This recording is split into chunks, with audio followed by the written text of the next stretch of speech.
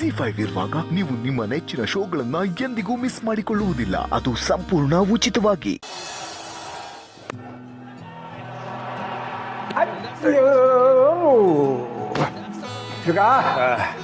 ಕೂತ್ಕೊಳ್ಳೋ ಕೂತ್ಕೋ.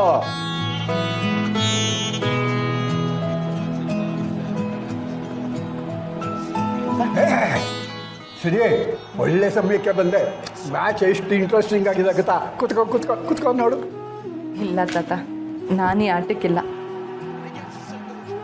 ಅಪ್ಪ ಇದ್ದಿದ್ರೆ ತುಂಬ ಖುಷಿಯಿಂದ ಮ್ಯಾಚ್ ನೋಡ್ತಿದ್ರು.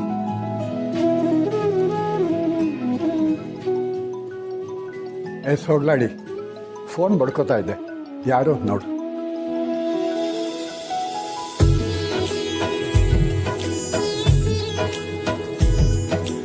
ತಾತ, ಇನ್ಸ್ಪೆಕ್ಟರ್ ಅಂತ ಬರ್ತಾ ಇದೆ. ರಿಸೀವ್ ಮಾಡು, ರಿಸೀವ್ ಮಾಡು. ಹಲೋ ಇನ್ಸ್ಪೆಕ್ಟ್ರೆ, ಹೇಳಿ ಏನು ವಿಷಯ? ದತ್ತ ಅವರೇ, ನೀವು ಕೊಟ್ಟಿರೋ ಮಾಹಿತಿಯಿಂದ ತುಂಬಾ ಅನುಕೂಲ ಆಯ್ತು.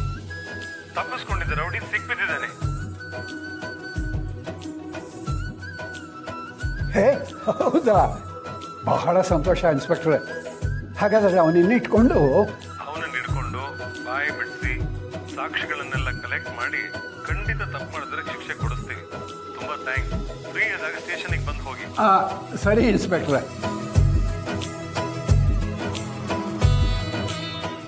ಅಂತೂ ದೇವರು ನ್ಯಾಯದ ಪರವಾಗಿ ನಿಲ್ತಾನೆ ಅನ್ನೋದಕ್ಕೆ ಇದೇ ಸಾಕ್ಷಿ. ಅಪ್ಪಂಗೆ ಆಕ್ಸಿಡೆಂಟ್ ಮಾಡಿದವನಿಗೆ ಆದಷ್ಟು ಬೇಗ ಶಿಕ್ಷೆ ಆಗುತ್ತೆ ಅಲ್ವಾ ತಾತ? ಖಂಡಿತ ಹಾಗೆ ಆಗತ್ತೆ ಸೋಗ್ಲಾಡಿ. ಅಂತಿಂಥ ಶಿಕ್ಷೆ ಅಲ್ಲ, ಕಠಿಣವಾದ ಶಿಕ್ಷೆನೇ ಆಗಬೇಕು. ಆಗಲೇ ನನಗೂ ಸಮಾಧಾನ.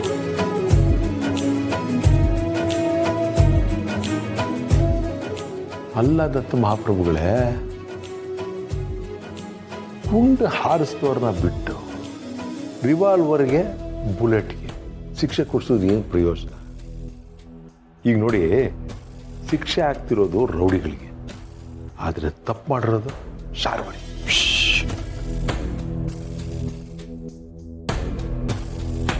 ಮಾವ, ಏನಂದ್ರೆ ನೀವು? ನಾನೇನಂದೆ? ರೌಡಿಗಳಿಗೆ ಶಿಕ್ಷೆ ಆಗಲಿ ಹಿಂದೆ. ಇಲ್ಲ ಮಾವ, ನೀವು ನನ್ನಿಂದ ಯಾವ್ದೋ ವಿಷಯನ ಮುಚ್ಚಿಡ್ತಿದ್ದೀರಿ. ನೀವು ಶಾರ್ವರಿ ಹೆಸರನ್ನ ಯಾಕೆ ಹೇಳಿದ್ರಿ? ಈ ಆಕ್ಸಿಡೆಂಟ್ಗೂ ಅವ್ರಿಗೂ ಏನ್ ಸಂಬಂಧ? ನೀವ್ ಹೇಳಿಲ್ಲ ಅಂತಂದ್ರೆ ನಾನ್ ಮಾತ್ರ ಸುಮ್ನಿರಲ್ಲ. ಈಗೇನು ನೀವ್ ಹೇಳ್ತಿರೋ ಇಲ್ವೋ? ಅದನ್ನು ನಾನು ಹೇಳ್ತೀನಿ. ಆ ಆಕ್ಸಿಡೆಂಟ್ಗೆ ಮೂಲ ಕಾರಣನೇ ಶಾರ್ವರಿ.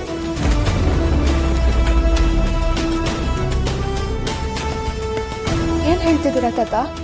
ಹೌದು, ಆ ಹೊತ್ತು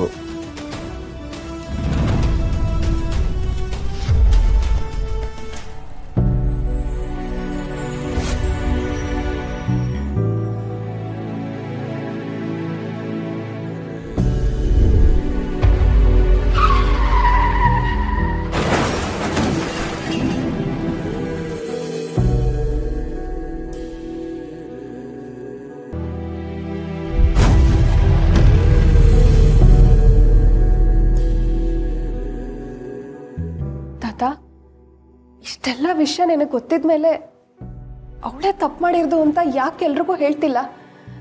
ಯಾಕೆ ಅವಳ ಸುಮ್ಮನೆ ಬಿಟ್ಟಿದ್ಯಾ ತಾತ? ಹಾಗೆಲ್ಲ ಬರೀ ಬಾಯಿ ಮಾತಲ್ಲಿ ಹೇಳಿದ್ರೆ ಅವಳಿಗೆ ಶಿಕ್ಷೆ ಆಗೋಲ್ಲಮ್ಮ. ಅದಕ್ಕೆ ಸರಿಯಾದ ಸಾಕ್ಷಿಗಳನ್ನು ಒದಗಿಸ್ಬೇಕು. ಸಾಕ್ಷಿಗಳು ಸಿಗೋವರೆಗೂ ನಾವು ಏನೂ ಮಾಡೋಕ್ಕಾಗೋದಿಲ್ಲ. ಅದಕ್ಕೆ ಅವಳು ಇವತ್ತಿನವರೆಗೂ ಮೆರೀತಾ ಇರೋದು. ಆಮೇಲೆ ಇನ್ನೊಂದು ವಿಷಯ, ಏನ್ ತಾತ? ಯಾವುದೇ ಕಾರಣಕ್ಕೂ ಈ ಆಕ್ಸಿಡೆಂಟಲ್ಲಿ ಶಾರ್ವರಿ ಇದ್ದಾಳೆ ಅಂತನ್ನೋ ಮಾತು ಸೋಗಲಾಡಿಗೆ ಗೊತ್ತಾಗೋದು ಬೇಡ. ಅವಳಿಗೆ ಗೊತ್ತಾದರೆ ಆವೇಶದಲ್ಲೋ ಆತುರದಲ್ಲೋ ಈ ವಿಷಯನ ಆ ಮನೆಯವರು ಎಲ್ರಿಗೂ ಹೇಳಿಬಿಡ್ಬಹುದು. ಹಾಗೇನಾದರೂ ಮಾಡಿದ್ರೆ ಆ ಮನೆಯವ್ರು ಯಾರು ಸಿರಿ ಮಾತನ್ನ ನಂಬಲ್ಲ. ಆ ಮನೆಯವ್ರಿಗೆಲ್ಲ ಶಾರ್ವರಿ ಮೇಲೆ ವಿಪರೀತವಾದ ನಂಬಿಕೆ. ಸರಿಯಾದ ಸಾಕ್ಷಿಗಳು ಸಿಗೋವರೆಗೂ ಈ ವಿಷಯನ ಸೋಗಲಾಡಿಗೆ ಹೇಳೋದು ಬೇಡ. ಸರಿ ತಾತ, ಹಾಗೆ ಆಗಲಿ. ಆದರೆ ಆ ಶಾರ್ವರಿನ ಮಾತ್ರ ಸುಮ್ಮನೆ ಬಿಡಬೇಡಿ. ಅವಳು ಮಾಡಿರೋ ತಪ್ಪಿಗೆ ತಕ್ಕ ಶಾಸ್ತಿ ಆಗಲೇಬೇಕು.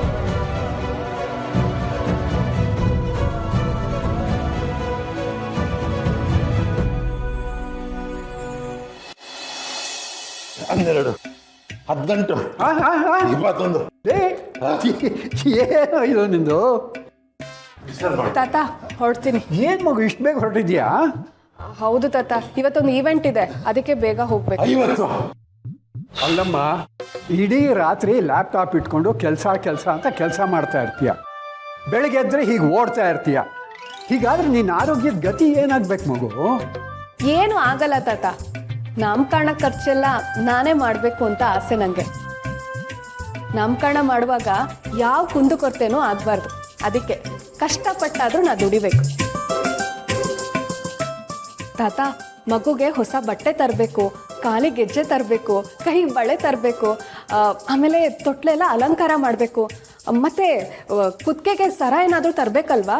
ಇದ್ರ ಜೊತೆ ಪೂಜೆ ಸಾಮಗ್ರಿಗಳು, ಫೋಟೋ, ಡೆಕೋರೇಷನ್ನು ತುಂಬ ಖರ್ಚಾಗುತ್ತಲ್ವ ತಾತ?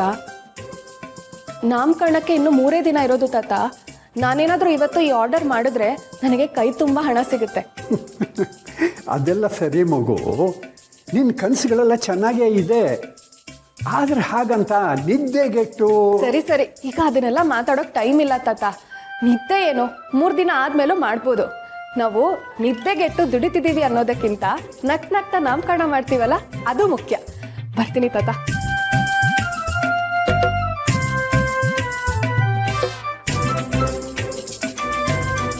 ನೋಡಿದ್ಯಾ ಜುಗ, ಈ ಮನೆಯಲ್ಲಿ ಒಂದು ಹುಲ್ಕಡ್ಡಿನ ಇಲ್ಲಿಂದ ಅಲ್ಲಿಗೆ ಎತ್ತು ಹಾಕದೇ ಇದ್ದವಳು ಇವಳು.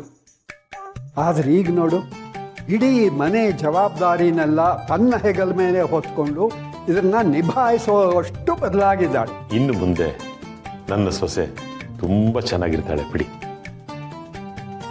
ನಿನ್ನ ಸೊಸೆ ಚೆನ್ನಾಗಿರ್ಬೇಕು ಅಂತನೋ ಕಾಳಜಿ ನಿನಗೆ ನಿಜವಾಗ್ಲೂ ಇದ್ರೆ, ಎಲ್ಲೋ ದೂರದಲ್ಲಿ ಕೆಲಸ ಮಾಡ್ತಿರೋ ನಿನ್ನ ಮಗನ್ನ ಕರೆಸು. ನಿನ್ನ ಕಣ್ಣು ಮುಂದೆನೆ ನಿನ್ನ ಮಗ ಸೊಸೆ ಬಾಳ್ವೆ ಮಾಡಲಿ ಕಣೋ. ಅಲ್ಲ ಕಣೋ, ಈಗ ಇಬ್ರು ಹೇಗಿದ್ರೂ ದುಡಿತಿದ್ದಾಳಪ್ಪ ಅಲ್ವಾ?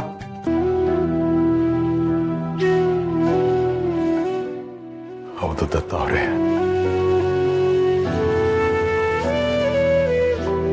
ದುಡ್ಡಿನ ಆಸೆಗೆ ಮಗ ಚೆನ್ನಾಗಿ ದುಡಿಲಿ ಅನ್ನೋ ಒಂದು ಕಾರಣಕ್ಕೆ ಯಾವುದೋ ದೂರದ ಊರಿಗೆ ಅವನನ್ನ ಕಳಿಸ್ಬಿಟ್ಟೆ. ಮಗ ಸೊಸೆ ಇಬ್ಬರು ದೂರ ಆಗೋದಿಕ್ಕೆ ನಾನೇ ಕಾರಣ ಆಗ್ಬಿಟ್ಟೆ. ದತ್ತ ಅವರೇ, ಆದಷ್ಟು ಬೇಗ ನನ್ನ ಮಗನ್ನ ವಾಪಸ್ ಕರೆಸ್ತೀನಿ.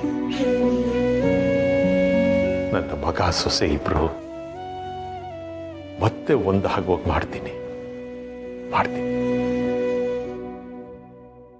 ZEE5 ಆಪ್ ಡೌನ್ಲೋಡ್ ಮಾಡಿ ಎಲ್ಲಾ ಸಂಚಿಕೆಗಳನ್ನು ಸಂಪೂರ್ಣ ಉಚಿತವಾಗಿ ನೋಡಿ.